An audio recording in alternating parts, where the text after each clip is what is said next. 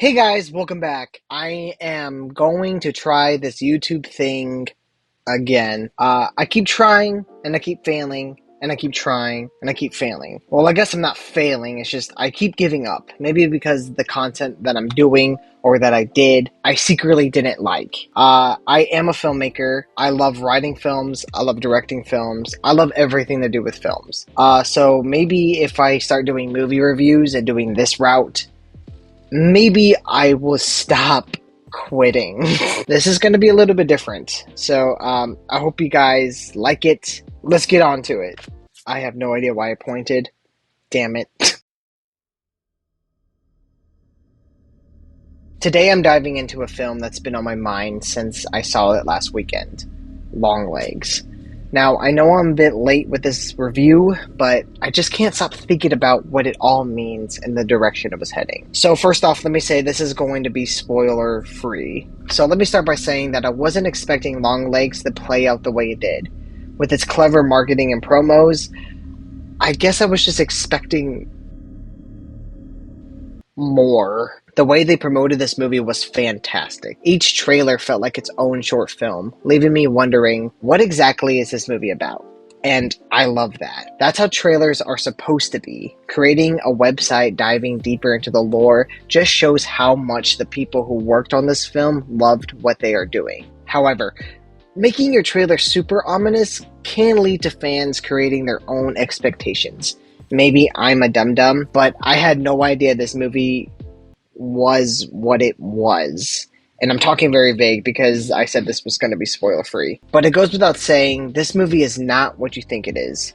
So if you've been living under a rock and have no idea what I'm talking about, Longlegs is a film directed by Perkins, who has worked on Gretel and Hansel, I Am the Pretty Thing That Lives in the House, and Blackcoat's Daughter. And honestly, I haven't seen any of Perkins' films, so this was like a great introduction for me. And when I was looking what other films he has done, I've noticed all the categories said mystery. So I guess I should have known that going into Longlegs. I'm just saying this now because throughout the script I wrote, I'm going to be complaining on certain things.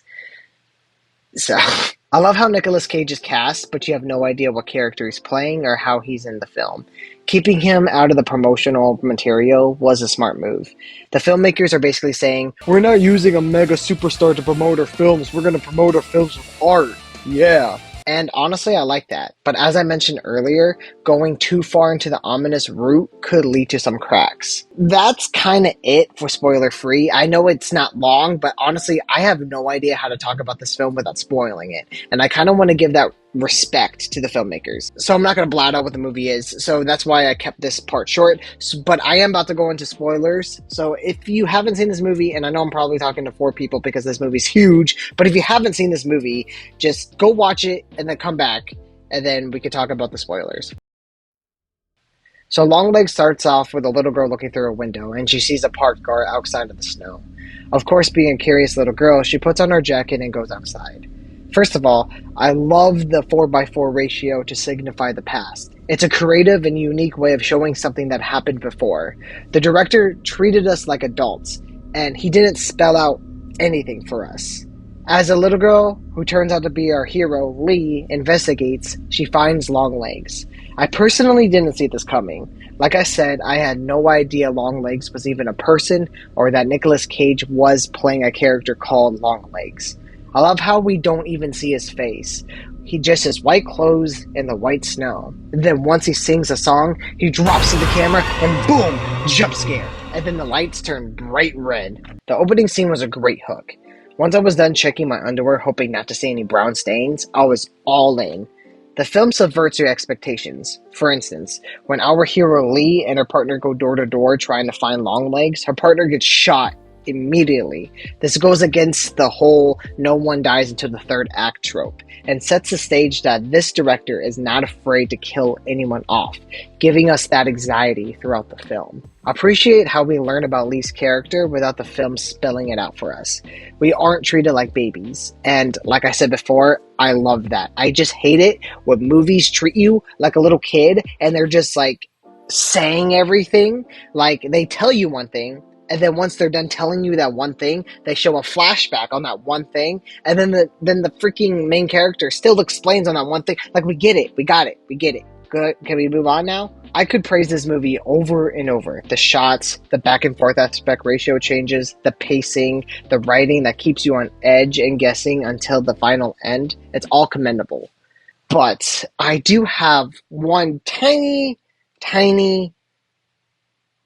big problem with it. It's the fact that this movie is a murder mystery. Again, like I said, I shouldn't have done my research before going into this film, but who does research going into a film? Unless it's a Marvel movie, I could understand why you need to do homework. But for this, I didn't know who the director was. Remember how I said they made perfect trailers?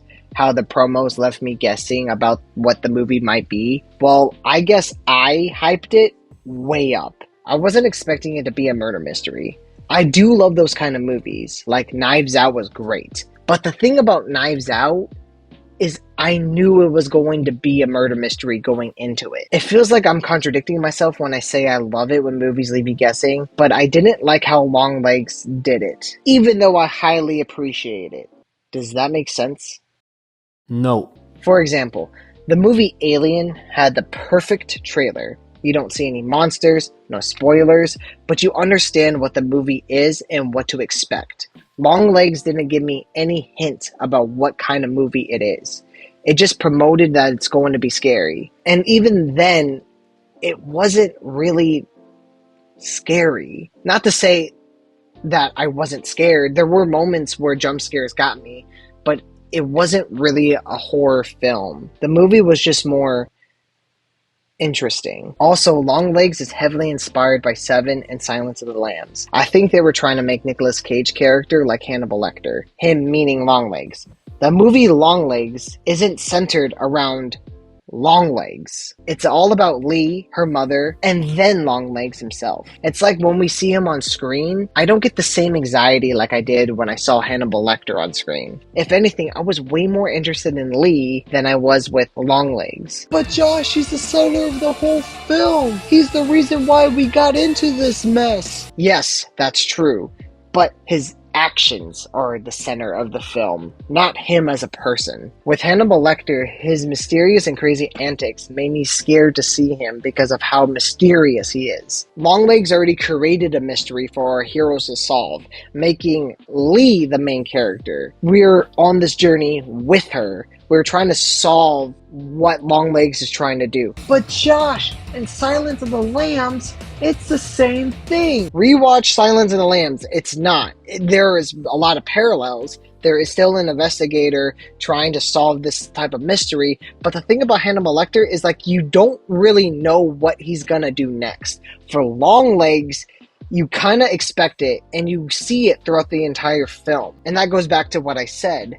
Longlegs is not the center, but Hannibal Lecter in Silence of the Lambs is. Rewrite time! So this is the part of the review where if I was given the chance to write this film, this is how I would do it. Now, I'm not saying I'm better than Perkins. I'm not saying that he did a bad job.